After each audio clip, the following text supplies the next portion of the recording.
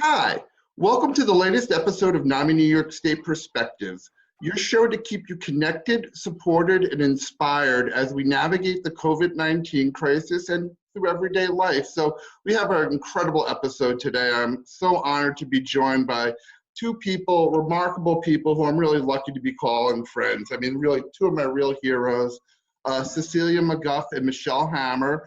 Both Cecilia and Michelle are living with schizophrenia. I always say they're not living with schizophrenia, they're thriving with schizophrenia. They're showing what you can do living with schizophrenia, and that it's not a lot of the misconceived things that the public perceives it to be. So Cecilia, Michelle, welcome. So thank you so much for joining me today. Thank you so much for having me. Thank you. Definitely. It's always great. Thank you. Oh, it's so great to see you guys. So first and foremost, how are you guys doing through all this? How's everything going?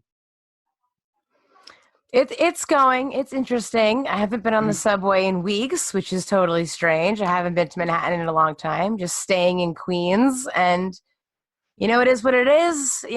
Could be worse, could be better, but I'm for good for now. Yeah, and I know Cecilia kind of has an interesting story. You're also New York City based, of course, but you're not in New York City. Okay, so kind of tell us how you're doing and where you are and kind of how you got there, because you have an interesting story. Yeah. So I normally live in New York City. However, I was traveling. I was going to St. Louis to speak at a Mental Health America event, but then the world shut down. So I at first was just going to stay in St. Louis for a little while, but now I've been here for over a month. And I just really lucked out. The event coordinator let me stay at their house, and really we never even met each other before all this happened. But I guess sort of the positives throughout this, I really feel like I've kind of sort of joined their family. They're amazing people. Wow, that's such a beautiful story and such a kind of a microcosm of what's needed right now, and community taking care of community. Here you are, you had never met this couple before, this family before, and now you're a part of that family. And it's amazing to see as we navigate these challenges, the kindness of others and how important that is. So it's beautiful. So go ahead. Oh, yeah, and I just also wanted to touch on during this time, I don't know if Michelle can relate, but I had an increase with some of my symptoms with psychosis. I started hallucinating more, and also was struggling a lot with scattered thoughts. This is actually the first recording from all this starting. I've been dodging all recording because I've been struggling with word salad and scattered thoughts. So I've been really camera shy. So I just want to say thank you, Matthew, for being so non-intimidating, because I've been really. Thank you for being so brave and doing it. I know when we were talking about this, going back and forth, it's not easy. And obviously both of you are used to things not being easy. I think that's certainly a hallmark of anyone who's impacted by psychiatric disorders. We've talked, I got diagnosed with ADHD when I was 3.5 years old, and that's nowhere near, obviously, as severe as schizophrenia, but, I do have mind racing and anxiety and depression, and all of that is heightened during this time. I haven't been really out too much. We're in the suburbs of Albany, but I did go to the supermarket 2 weeks ago and had a panic attack come, and it was the first one I'd had in a long time, and it's difficult for everyone. I'm not surprised to hear that your symptoms have been exacerbated. Have you experienced that too a little bit, Michelle?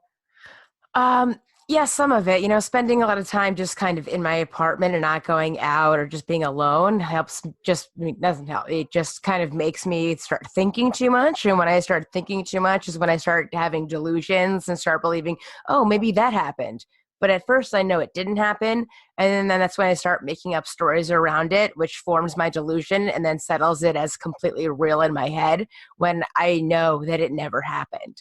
So yeah, I've been having symptoms as well.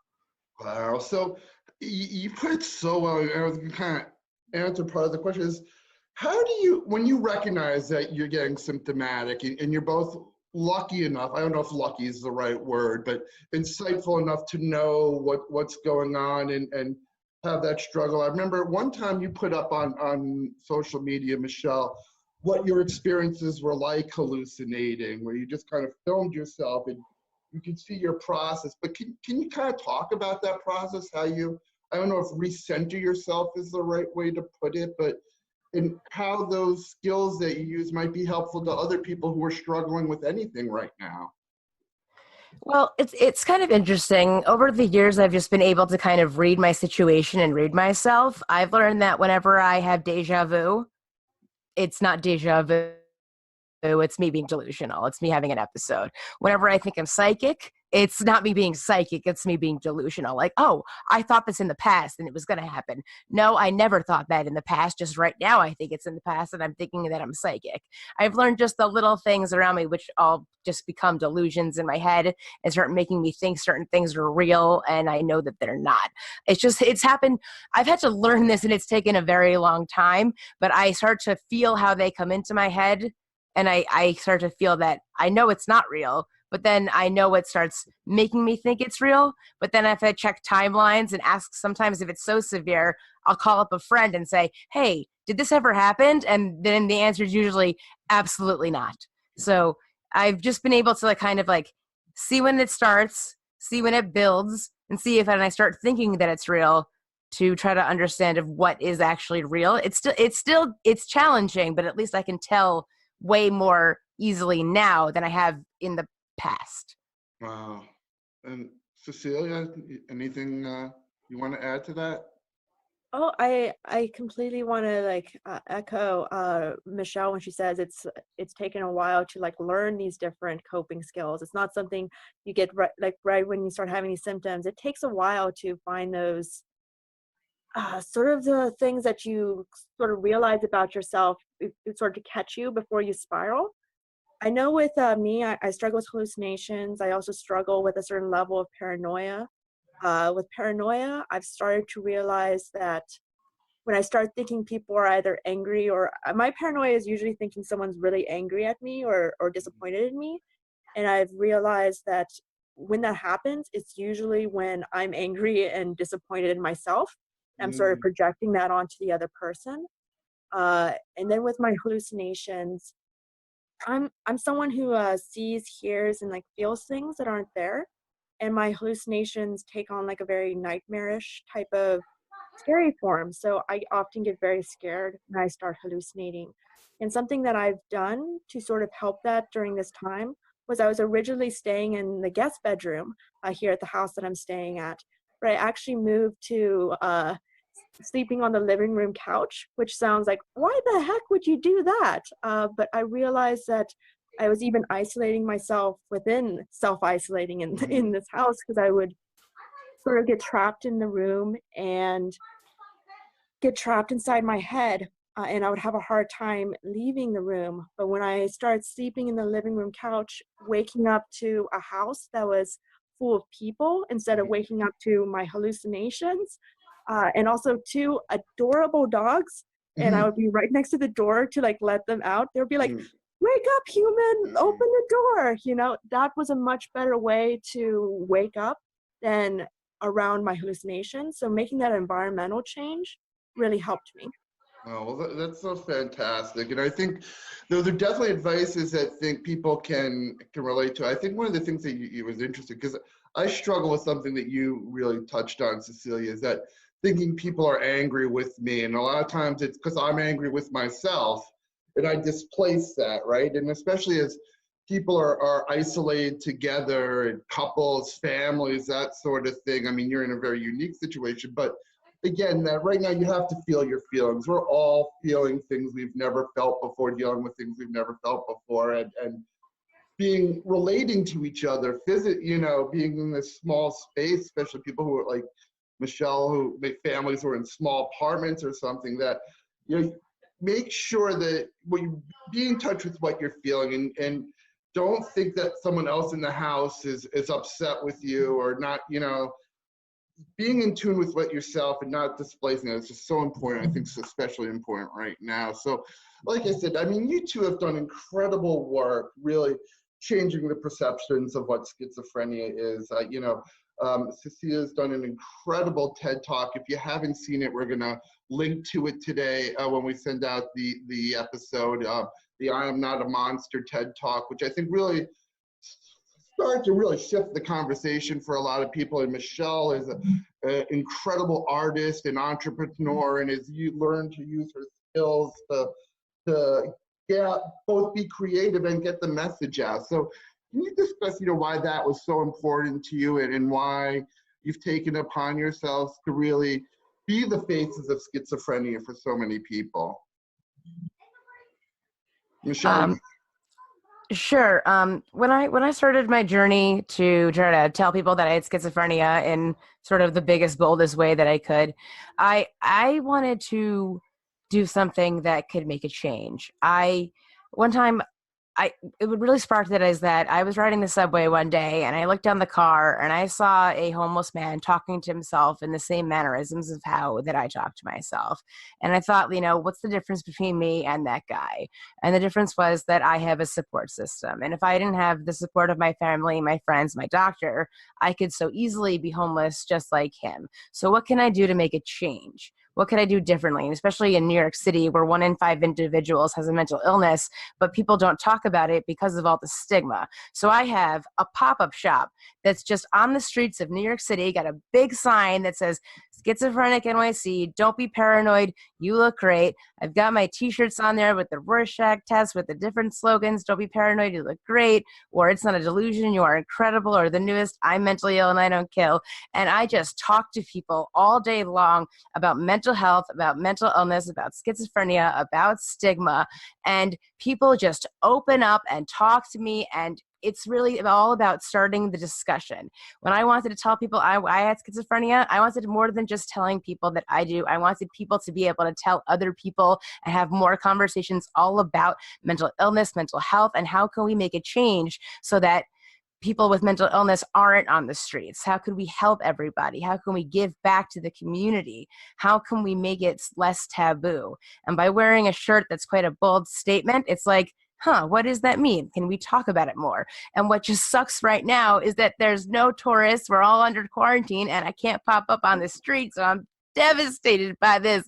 I can't talk to my tourists. I love my tourists. Where are you? Tourists with your backpacks on the front and your bright tennis shoes. Where are you? I miss you now. Well, we're definitely going to put a link to your website too, so people, and I'm going to have the card and that shows all the incredible artwork, the shirts, all the great work you're doing. And Cecilia, you too, I mean, you've really put yourself out front there. Like I said, the TED Talk was so important. And what drove you to like I said, decide to become the face of a very misunderstood disorder? Yeah, so my opening up story when it comes to opening up about schizophrenia, I don't regret ever opening up, but I wish that my opening up story is a little different because the police were involved actually. Just setting up the scene a bit, the night before, the night before the police incident, I had gone to the ER. I admitted myself into the ER because I was feeling symptomatic. I wanted to feel like I was also feeling suicidal, admittedly. So I wanted to be in a safe place. The doctors let me stay in the ER overnight. But then when I came back to my dorm room as a college student, I was not only greeted by my roommates, but also the RA and a can help person. And when they all talked, we decided that I needed another psych ward stay. But then they ended up overreacting and said that because of transportation wise, they had to call the police, which is not true. And they brought in police officers in full uniform into my dorm room. They patted me down. I had to ask them and convince them not to put handcuffs on me. They then escorted me into a marked police car that was parked outside of a dining commons. So really, I didn't have much of a choice when it comes to about opening up, because people saw me being put into a police car and they're like, what's going on there? Stories were going around. Really, the cat was out of the bag and I needed to set the story straight. So that's why I opened up. But why I've continued my advocacy is really helping other students, other individuals who have psychosis, knowing that it's not something to be afraid of and it's okay to have schizophrenia. Yeah, and so much of what you both are doing, it's so important, and Michelle kind of started, is conversations, right? I mean, we need to be talking about these things and supporting each other too. And I'm just amazed when I look on social media and I see the work that students with psychosis are doing to support each other. And I know you're leading the charge on that, Cecilia, but watching these, like, giant support groups that you guys are doing, and you're really connecting with each other. Talk about the work that students with psychosis is doing right in general, and what you're doing right now during the crisis. Yeah, so Students with Psychosis is a nonprofit focused on empowering college students who have psychosis worldwide and also connecting other advocates. Michelle is actually our creative director, so anything you see on social media that looks good, Michelle made it. So it's really the community coming together and representing, and really also highlighting our abilities and us as people. Oftentimes when we talk about schizophrenia, we talk about either our symptoms or our limitations. And this is really changing that conversation and helping give our students hope as well, and also some pride in their community as well. So that's sort of in general what we do. But right now we've had to sort of shift, like everyone else, to the virtual world. I almost feel like the entire world shifted to Zoom because of COVID-19. So we had to unfortunately cancel all of our travel and in-person events. Michelle and I were supposed to go to Italy at the beginning of this month for a conference. I know. We were supposed to be in Italy, Michelle, for the. I know. Don't remind me. I'm sorry. We were supposed to go to the Schizophrenia International Research Society's Congress, but unfortunately that got canceled. But so we wanted to make sure that we are still supporting our students because even before COVID-19, isolation is very prevalent in our community. So we're taking this time to really strengthen our online resources, our online programming. And if there's any positive that's really happened during this, is that our online community is really stronger than ever. Our students, they actually help me out a lot. When we go on these support calls, we have right now 3 of them each week. We're going to add some more. It's really feels like a family and friends getting together on a Zoom call. We do both a support group meeting, peer support, but also we have an activist team meeting as well. Because our students, they want to take the conversation even further from advocacy into mental health activism. And I am so freaking proud of our students. Oh, that's amazing. And something that, and really what I'm trying to do with this show, and something that it's such an important part of my mission, is that everybody has a story, right? And to teach that people how to tell their story and get their story out there. Obviously, you've done it in a unique way, Cecilia, with your TED Talk. Michelle, you're doing it in such a unique way with being so in your face and so creative and talking to Taurus about, but encouraging others to tell their story. So again, when you're not looking at someone, when I look at you and Michelle and Cecilia, I don't see schizophrenia. I see Michelle and Cecilia, and these are people, and they're not a set of symptoms. And I think when you get labeled with something, again, this is just my perspective from being diagnosed with ADHD, which again is nowhere near the severity of schizophrenia, but you're used to being seen as a set of symptoms and not a person. And I think with schizophrenia, Absolutely, where there's more maintenance to it, people lose their identity. And I think the work that you guys are doing to give people their identity back is just so crucial, and it's so important, and you're changing lives, and you know that, and it's cyclical too, because you're all supporting each other, and the community that you've created there is just something that's so incredible and so positive and so needed. So thank you for all of that. Yeah, people like to just lump everyone with schizophrenia together, say everyone just acts like this and like that and like that. But even, me and Cecilia, who thrive with schizophrenia, we are nothing alike. Everyone's different. So I don't know why everyone with schizophrenia would act all Right. alike. It just doesn't make any sense. No two Right. people are alike in the first place. So how could two people with one disorder act just alike? It doesn't even make any sense. Right. I remember, like, Michelle and I go to conferences often. Like, we met you and Matt at a conference. Like, right. Well, it was so funny. I gotta tell this story because it was just so funny how the three of us really met. We were at the CNS conference in Florida, and we were in like the big exhibit hall. There was a big exhibit about a suicide study, and we were working on a bill. And I'm trying to figure this graph out. And I must have had like a funny look on her face. And Michelle comes up to me and she's like, "You can't figure it out either, can you?" I'm like, "No, I have no idea what this means." And the two of us are going to try to figure it out. And then you just walk up, and obviously you and Michelle had already known each other, but you're like, explained it to us. I still didn't really understand it, but it was just so funny because it was like such a the most confusing graph. You and I are staring at it like, what is this graph? I don't understand this graph. And Cecilia comes over, oh, well, it means this, and we're like, oh, okay. Oh. That's what it means. All right. It looked like I understood, but I still had no idea. It was so confusing. Well, I was a radio astronomer for 7 years before I shifted into mental health activism. So and with radio astronomy, it's not optical astronomy. You aren't like looking at the stars. You're like, your whole life is graphs. So I don't know, like I personally really like graphs. So you got me on something very Hi, I'm Cecilia, and I like graphs. I don't want that to be my catchphrase. one of your many talents, but I kind of took us off course. You were kind of talking about you and Michelle going to different conferences together and that kind of experience, and how it's always interesting, how you guys are viewed when you go to these things.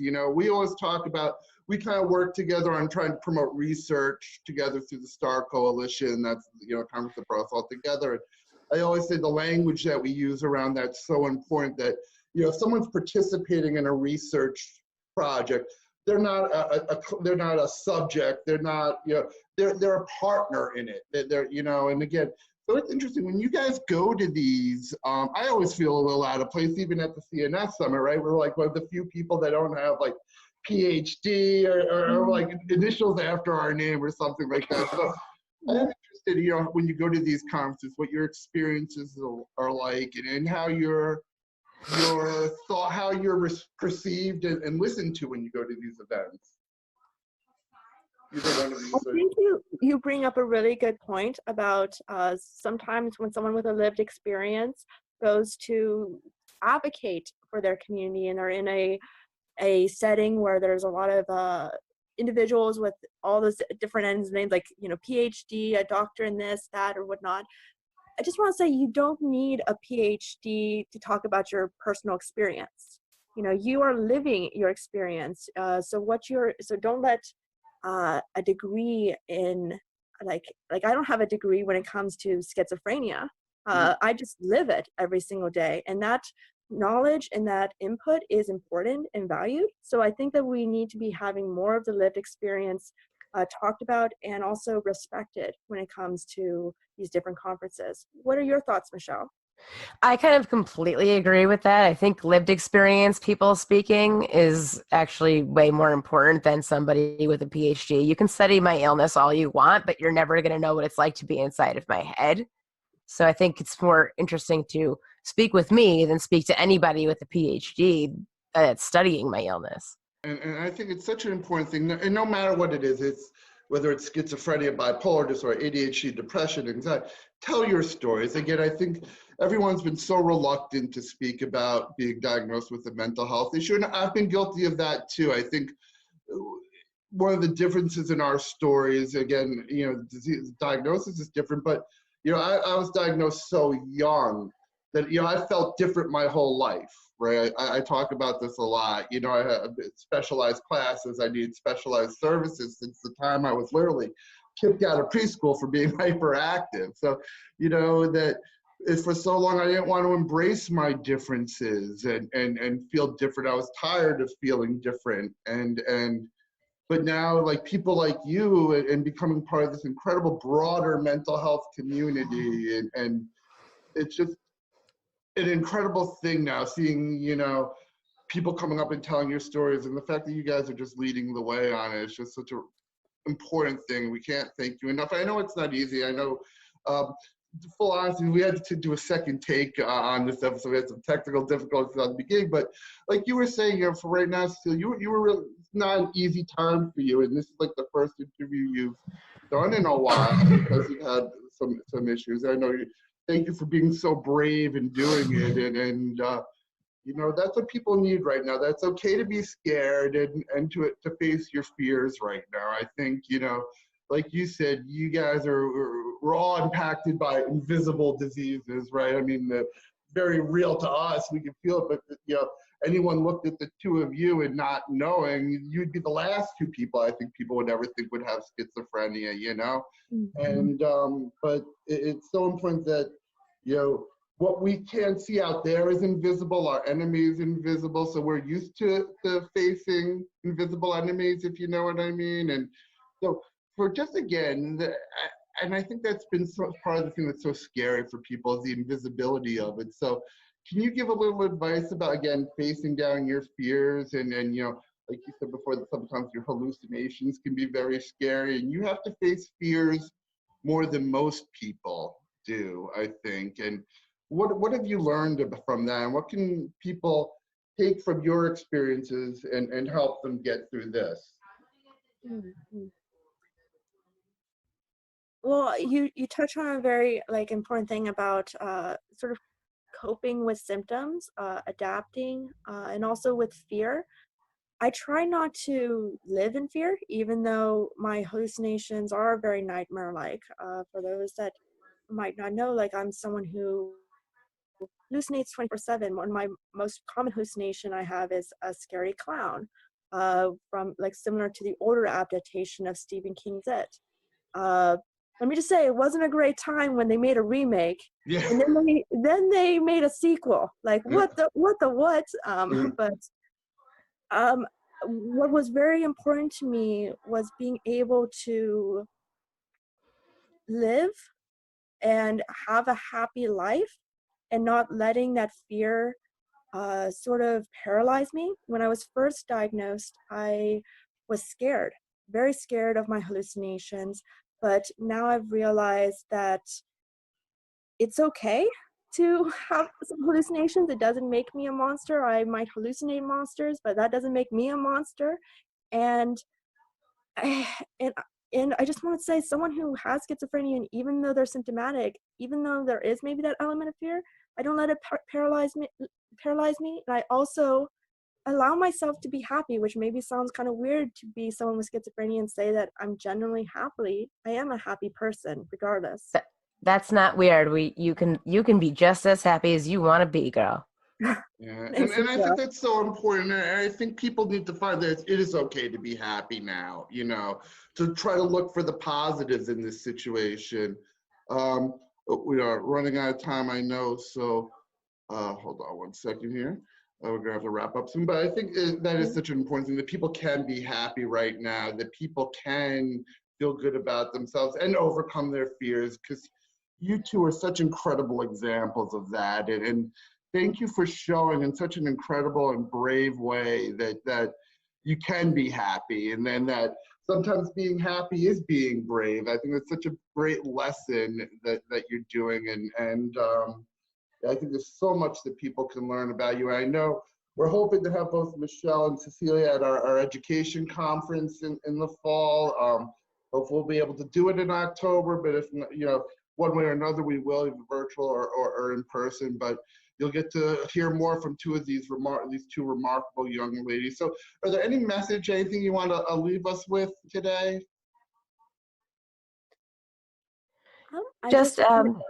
I was just going to say something I say to people, being diagnosed with any mental illness that you might have, you might be upset, but really it's the best thing that could ever happen to you, because now you can be treated for the right thing. So don't be upset when you get diagnosed. It's the best thing that can happen.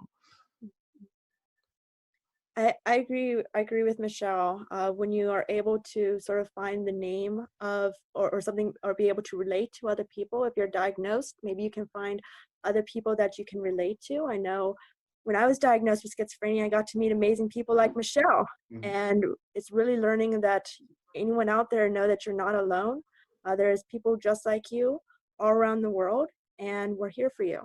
Oh, well, thank you for being there for each other and putting yourselves out there, because I mean, the mission that you guys are doing, the message that you're sending, and then the support that you're giving is so needed. And you know, so lucky to have both of you within our community. Like I said, you know, I'm lucky to call you guys friends. I look up to you, the two of you, so much. And you know, they say you should never meet your heroes, but nothing could be any more untrue in this case, because the two of you are just such inspirations to me, and I'm glad I got to share your wisdom and insights with our viewers today. And I thank everyone for watching. And again, go learn more about Students with Psychosis, learn more about Schizophrenic NYC. We'll have their links to our website, links to their websites on our website. Learn more about how you can support the great work that Cecilia and Michelle are doing. And as we say at NAMI a lot of the time, hope starts with you. And here are two shining examples of it. So